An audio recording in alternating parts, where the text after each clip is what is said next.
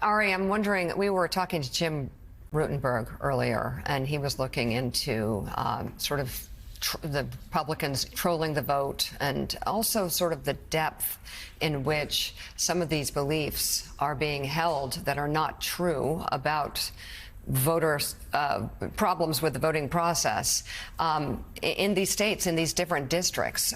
What do you predict, or what do you see happening on Election Day or playing out, especially in some of these hotly contested states, down on the ground? Well, just first of all, if you're really winning, you don't have to cheat. If you're really confident that you're going to win outright on election night, you don't have to spend all this time and energy with a pre-buttal set of lies about why everything's rigged. If you're playing well, you're not talking about the refs. So first, we're still 6 days out with the politics. The politics are questionable for any hard-right MAGA Republican types who are this obsessed with telling you in advance two things that are contradictory, like so much of Trump message. They claim they're up.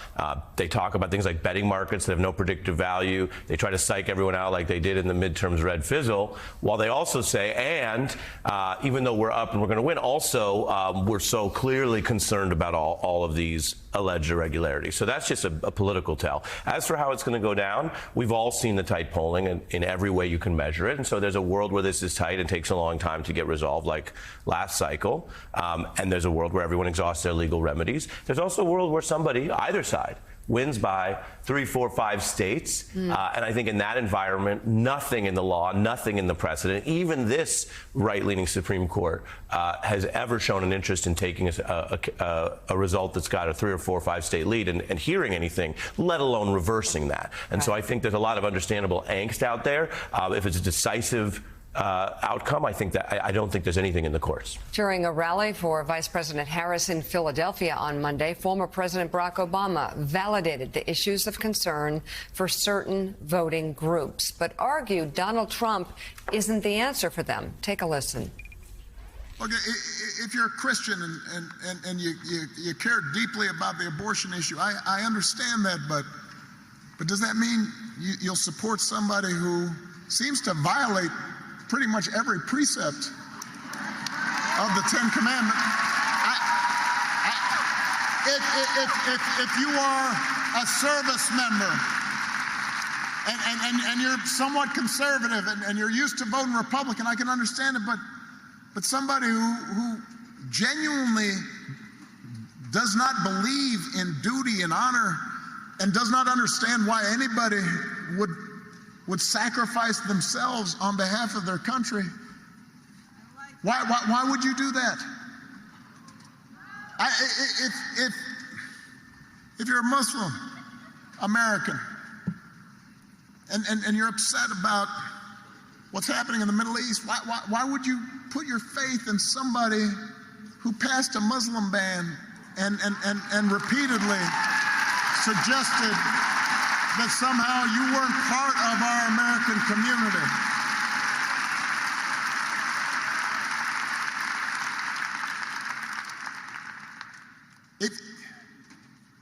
If you're an African American or Latino, if you're from Puerto Rico and you see somebody whose values seem to indicate that you're not part of their equation, how do you think it's okay? How can you tell yourself it's okay as long as our side wins? See, that is such a fair question, Donnie. I mean, this, again, with Donald Trump, and I'm not trying to be funny, but at a women's, sort of, I put it in quotes, town hall, he said he was the father of IVF, and, we're going to fix abortion, something that he took health care away from women. He says, I'm the protector of women. My God. Ask a few women across the country, actually hundreds, if not thousands, who are afraid to have babies or are going through hell right now, if he is their protector. I think they'll have a different answer. And again, if you look at what's happened to legal Haitian migrants, to how Puerto Rican Americans are feeling right now after having Puerto Rico trashed by someone at his rally, it's really hard to understand how someone could say, well, faith is having me vote for Trump. Yeah. That doesn't seem honest. I want to go back to the women thing, and I've said many, many times on the show that I think women are going to push it over the finish line. Tucker Carlson the other night said something in one of his intros that to me is going to be the tone of what this country is like. I think I as know far what as you're his getting women. at. Yeah. He got up there. I can't believe that he actually said this. He said he was talking about Trump as daddy, which is a whole weird thing in and of itself. And then he got up and he said, and daddy's coming home and daddy's mad. Mm-hmm. And the little girl has been bad and he's going to spank that little girl. Vigorously. Let that sit in. Let that set in. Wait. This is what he's... And then he's going to like it. And that the level of depravity there. Yeah. And was he referring to Kamala Harris? Was he referring to I don't know what that was, but if that doesn't scare you, as it scares me as a man who loves women and I don't, who's a father of daughters. Real men behave. Yeah, I just found that so offensive, and how any woman can hear that and go, yeah, this is the kind of umbrella tone I want in this country. Frightening. Yeah. And that's what the Harris campaign's getting at, using the MSG rally as a model for that. Do you want what happened in that room over 3, 4, 5 hours to be the culture of the country, to be the tone, the energy, the insults, the put-downs, the othering of anybody who's not like us? That's the contrast they're trying to draw. I want to just, because you talked about different groups, I want to talk as a Jew. And to me, as a Jew, we always have to fight for the other, because we were an other for so long. And you may not think you're the other this time, but there are others. And I just can't, as a Jew, vote for somebody whose entire being is about casting hate of others. Yeah. It goes against my faith. So I want to play something that I found really scary and deeply disturbing. And this is Donald Trump. I think it's in Atlanta. And he talked about Michelle Obama. Take a look. You know what's nasty to me? Michelle Obama. She was, ooh. I always tried to be so nice and respectful. Oh, she opened up a little bit of a box. She opened up a little bit of something. Oh, she was nasty. Ooh. Shouldn't be that way. That was a big mistake that she made. Couple of things. I hate replaying that. I hate amplifying it. At the same time, this is the moment. These are the final days before the election. And if we don't talk about these things and make an attempt to break through on the risks, the threats, the dangers of a Trump presidency, who knows? And it still may not be enough. But I know him, and I know how he talks. And I heard what I heard in that statement. Simone, I'll start with you, and then Ari, I'd like to talk to you about the enemy from within, especially in light of what we just played. But Simone Sanders, if you could please respond to what you just heard. Well, I heard the former president of the United States of America threatening the former first lady of the United States of America, Michelle Obama. And to me, that's unacceptable. I also heard a lie. You know, he said I tried to be very nice and respectful.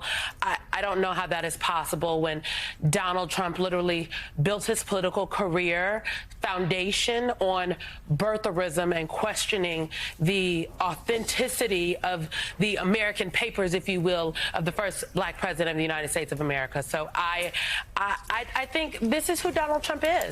And it is not ever going to get better. The presidency amplifies who you are. It does not, transform one.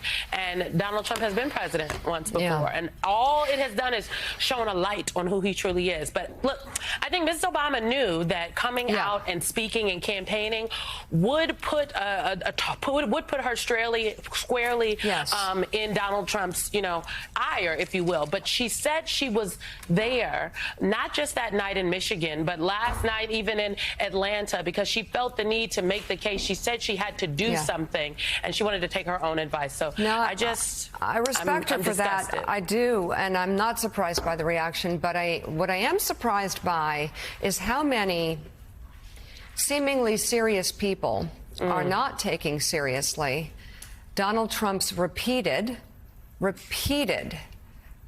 use of the phrase enemy from within, and yes, I'd use the military or the National Guard. So when you repeat something again and again, and you have fascist-like tendencies, and you say January 6th with a day of love again, and again, and you say abortion bans are a beautiful thing again and again and again, that is called normalization. That's ignoring people. That's actually, it sounds like a joke at first. Maybe he's not serious. And then by the time you realize he's serious, it's too late. So, Ari, on the legal aspects of this, I would worst case scenario this as a lawyer, if you could for us. If Donald Trump is calling people an enemy from within again and again and again, that is, and that he would use the military and the National Guard. I mean, there's a way to do that. There's a way to do that even without evidence, enemy combatants. So how do we look at this? Oh, he's just joking? Are people who are being named by him supposed to say, he doesn't mean it, and it's okay if my buddies, stupid billionaires like Jeff Bezos, vote for him or support him? Like, it's not okay. And how do we get through to people what is going on here? Legally, can you explain how a president could actually use his power, a president who the Supreme Court has given immunity?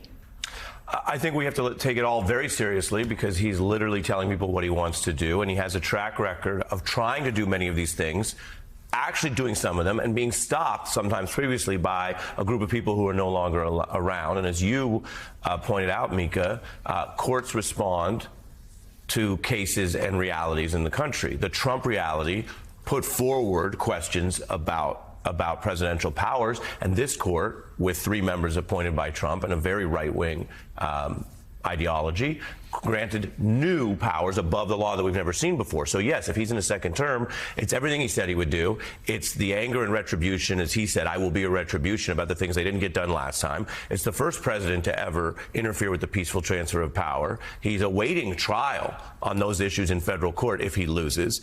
It's that person. He's a convicted felon. He's a convicted angry. felon in New York. He's awaiting sentencing on that. But it's that person supersized by the Supreme Court that says, remember what that ruling holds. Even if you were to go over the line, even if you were to do something that would be potentially criminal, if it's within the broad powers of the president, which, as you just referenced, includes the military, includes the National Guard, and a heck of a lot more, then that can't be pursued or even evidence from that. That is not just a get out of jail free card, that's a commit crime in office card. So that's very serious. The other